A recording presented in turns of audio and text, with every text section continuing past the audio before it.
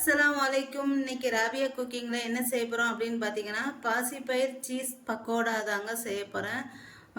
அதுக்கு ஃபஸ்ட்டு அதுக்கு தேவையான பொருட்கள் பார்த்துடலாம். நான் பாசிப்பயிர் ஒரு 100 கிராம் எடுத்திருக்கேன். இந்த 100 கிராம் பாசிப்பயிரை நல்லா கழுவிட்டு ஒரு 5 மணி நேரம் இதை நல்லா ஊற வச்சு எடுத்து வச்சுருக்கேன். இப்போ இது நல்லா கழுவிட்டு 5 மணி நேரம் ஊற வச்சுட்டு இப்போ இதை அரைச்சி எடுத்துக்கலாம். இப்போ ஒரு ஜாரில் நான் இதை நல்லா கழுவிட்டு அரைச்சி எடுத்துக்கிறேன். இப்போ இதை அரைச்சி எடுத்தாச்சு. இப்போ இதில் சேர்த்துக்கலாம். அந்த பவுலில்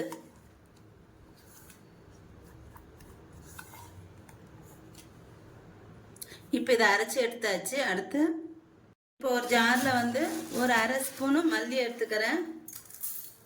ஒரு 4 காஞ்ச மிளகாய், ஒரு கால் ஸ்பூனு ஜீரகம். இப்போ இதை 1-2 பொடி பண்ணிக்கணும்.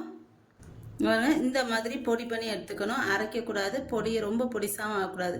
இந்த சில்லி ஃப்ளெக்ஸ்ன்னு சொல்லுவாங்களோ அந்த மாதிரி அந்த மிளகாத்தில் இந்த தனியாகவும் இந்த சீரகத்தையும் இந்த மிளகாத்துலையும் இந்த மாதிரி பொடி பண்ணி எடுத்துக்கணும். அடுத்து இப்போ இதில் நான் ஒரு 4 ஸ்பூன் ரவை சேர்த்துக்கிறேன். 4 ஸ்பூன் ரவை. அடுத்து ஒரு வெங்காயம் பொடியாக நறுக்கி வச்சுருக்கேன், அதை சேர்த்துக்கிறேன். அடுத்து கொஞ்சம் மல்லி இலை. அடுத்து 1-2 பொடி பண்ணி வச்சுருந்தோம்ல சீரகம், மல்லி, அதை சேர்த்துக்கிறேன்.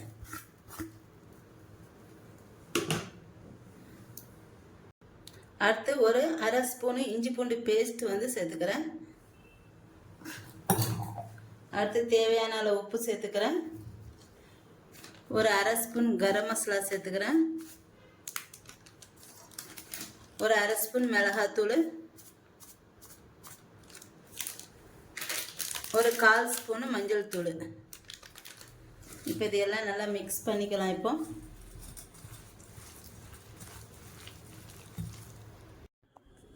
இதில் கடைசியாக 1 ஸ்பூன் கடலை மாவு, 1 ஸ்பூன் அரிசி மாவு சேர்த்து நல்லா கலந்து எடுத்துக்கோங்க. இப்போ இது எல்லாம் நல்லா மிக்ஸ் பண்ணியாச்சு. இப்போ இதை இந்த மாதிரி ஒரு பால் மாதிரி ஒன்று எடுத்துக்கிறேன். இப்போ இதில் நல்ல பெரிய பீஸாக சீஸ் வேணும். இந்த மாதிரி ஸ்கொயர் டைப்பில் கட் பண்ணிக்கோங்க. கட் பண்ணிவிட்டு இந்த மாதிரி மூடிட்டு இதை இப்படிட்டு எண்ணெயில் இப்படி ஒன்று ஒன்றா இந்த மாதிரி செஞ்சு போட்டு எடுத்துக்கலாம்.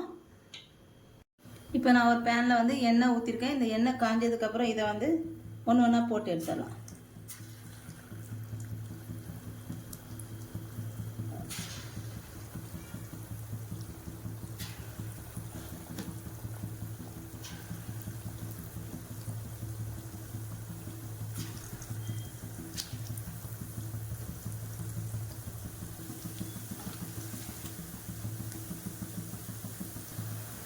பக்கோடா ரெடி ஆயிடுச்சு. இப்போ இதை எடுத்துடலாம்.